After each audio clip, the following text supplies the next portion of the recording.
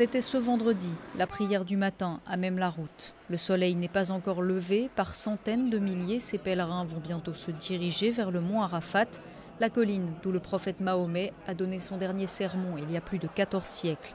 Tout au long de la journée, les quelques 2 millions de pèlerins tentaient de se frayer un chemin vers le mont Arafat.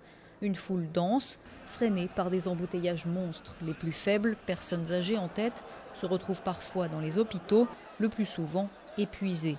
Résultat, les nombreuses cliniques ne désemplissent pas. Il faut être quand même assez mûr.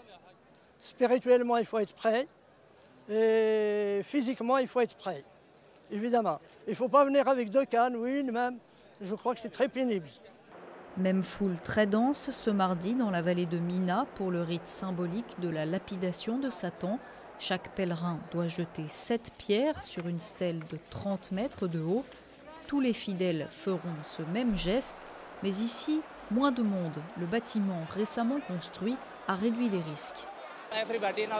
Les gens ne sont plus entassés au même endroit. Les gens sont dispersés sur 5 étages. Et c'est une bonne chose pour les pèlerins accompagnés de personnes âgées ou ceux qui viennent avec des enfants.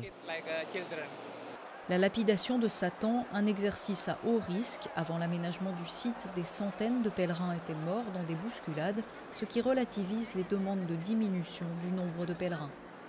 Il y a quelques années, tout le monde craignait cet acte, ce rituel. Aujourd'hui, c'est extraordinaire, tout le monde le fait de manière paisible. Compte tenu du nombre, ça se passe plutôt positivement. Dans 100 ans, il faudra certainement revoir le nombre, mais aujourd'hui, il faut s'y tenir. C'est 1000 personnes pour 1 million d'habitants.